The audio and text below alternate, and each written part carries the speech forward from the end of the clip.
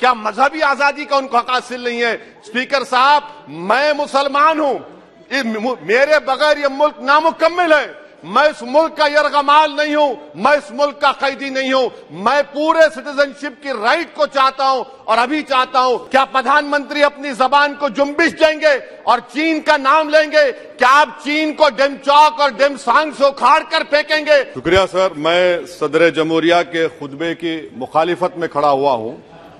मैं बरसर इख्तिदार जमात से जानना चाहूंगा, क्या ये सच नहीं है, क्या यह सच नहीं है कि आप ही के आदाद व शुमार 75वां NSSO का डेटा यह कहता है कि 25% मुस्लिम बच्चे पैसों की गुर्बत की वजह से तालीम से ड्रॉप आउट हो जाते हैं? क्या यह सच नहीं है कि 7 साल से ऊपर जो बच्चों का खवानगी का तनासुब है तमाम मजाहिब में सबसे कम मुसलमानों का है?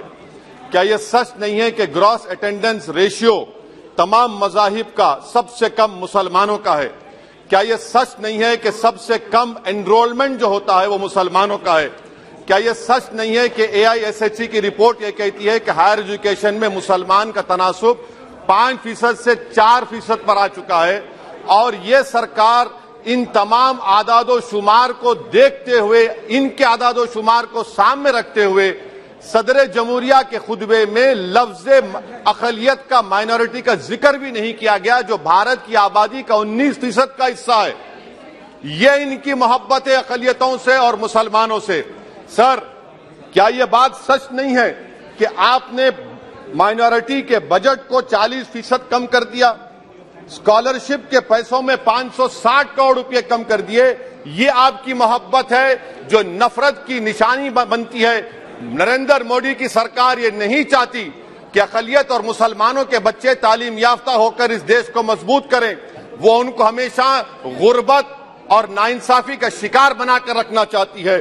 सर, दूसरी बात इसमें यह है कि आज अक़लियतों को मुसलमानों के ताल्लुक से कोई महीना ऐसा नहीं जाता जहां पर उनको जान से मारने की धमकी नहीं दी जाती। बरसर इख्तिदार जमात के एक MP साहिबा ने कहा कि चाकुओं को सिर्फ तरकारी के लिए इस्तेमाल मत करो, गर्दनें काटने के लिए इस्तेमाल करो। बरसर इख्तिदार जमात के एक MP ने दिल्ली में कहा कि मुसलमानों का समाजी बायकॉट करो। बरसर इख्तिदार जमात ने गुलबर्गा के रेलवे स्टेशन को हरा रंग किया गया था, उसको ये कहकर तब्दील कर दिया कि मुसलमानों का रंग है। सर, मैं पूछना चाहता हूं, क्या नरेंद्र मोदी की सरकार तिरंगे के हरे रंग को निकाल देंगी?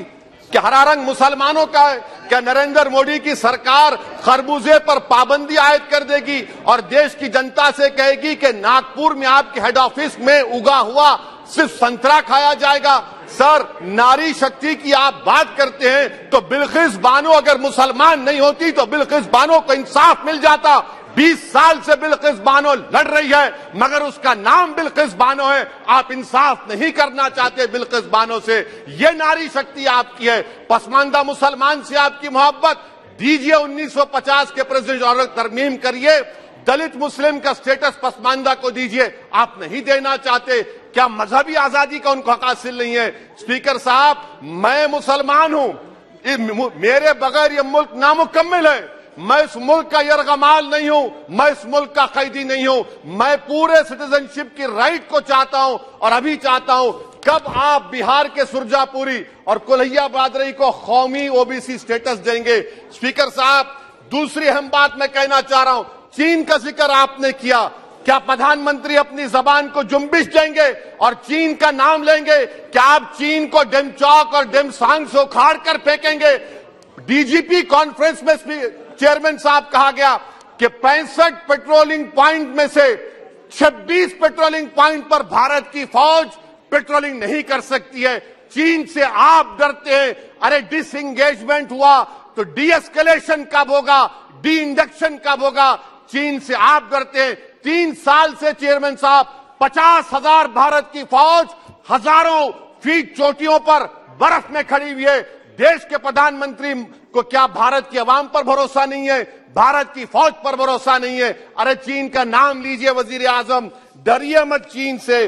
तीसरी पॉइंट सर, हमारे कानून के मंत्री चले गए, पैराग्राफ 79 और 82 में बेसिक स्ट्रक्चर पर आईनी ओहदों पर बैठे हुए लोग बेसिक स्ट्रक्चर पर तनकीद करते हैं, लॉ मिनिस्टर कॉलेजियम पर तनकीद करते हैं।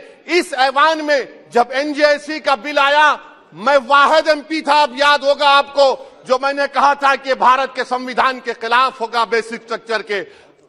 इंदिरा गांधी से सबक हासिल करना चाहिए। इंदिरा गांधी कहती थी कि जुडिशियरी मेरी पाबंद होना, अब नरेंद्र मोदी कहते हैं कि जुडिशियरी मेरी वफादार होना। इंदिरा गांधी ने 42nd अमेंडमेंट किया, देश की जनता ने इंदिरा गांधी को इख्तियार से बेदखल कर दिया। आप वही इंदिरा गांधी के इराक को ला रहे हैं। आप बताइए स्पीकर साहब, क्या ईसाई मानने वाले व्हाइट टेरर हैं? क्या ईसाई मजहब के लोग व्हाइट टेरर को फरोग देते हैं? आप बताइए। मैं यहां पर जजेस को तहफ्फुज करने के लिए नहीं खड़ा हूं, मैं बेसिक स्ट्रक्चर की हिफाजत में बोल रहा हूं। मैं अदलिया की आजादी के लिए खड़ा हूं, मैं एग्जीक्यूटिव की आजादी के लिए खड़ा हूं, लेजिस्लेचर की आजादी के लिए खड़ा हूं। चेयरमैन साहब, कोर्ट का काम यह नहीं है, जजेस का काम यह नहीं है कि नरेंद्र मोदी सरकार की मदद करे। अदलिया का काम यह है कि इस देश की कमजोर और मजलूम आवाम से इंसाफ किया जाए। चौथा पॉइंट स्पीकर साहब, यहां पर एक बड़े सरमाएदार का जिक्र किया गया है। क्या यह बात सच नहीं कि कांग्रेस और बीजेपी ने ओलिगार्क्स को पैदा किया? आप दोनों ने मिलकर ओलिगार्क्स को पैदा किया। आज इसी वजह से 60% मुल्क की दौलत 1% जनता के पास है। आप दोनों ने बैठकर मलाई खाई और गरीब और नौजवान पिस रहा है। अरे बताओ, ये जो 28 लोगों की लिस्ट है जो देश का पैसा खाकर भाग चुके हैं या बैठे हुए, उसमें कोई मुगलों का नाम है क्या? कोई मुगलों का नाम नहीं है, मगर आप उस पर कुछ नहीं बोलेंगे। संडेसरास कंपनी 15,000 करोड़ नाइजीरिया और केनिया की कोर्ट में जाकर कहती है कि हम हिंदू हैं, भारत को आएंगे तो परसिक्यूशन होगा। आपने कोर्ट में कुछ नहीं कहा, वहां पर एसआईटी आपने बनाई। मगर शुक्र है, मैं लाइटर वेन में कह रहा हूं कि हाइडेनबर्ग अगर यहां होता तो यूएपीए लग जाता उस पर। और सर, मैं नरेंद्र मोदी सरकार को मशवरा दे रहा हूं लाइटर वेन में कि ये अंग्रेजी का अल्फाबेट ए बड़ा अशुभ है आपके लिए। AA को आपने कहा कि बेटा फाइटर एयरक्राफ्ट बनाओ, बैंकरप्ट हो गया।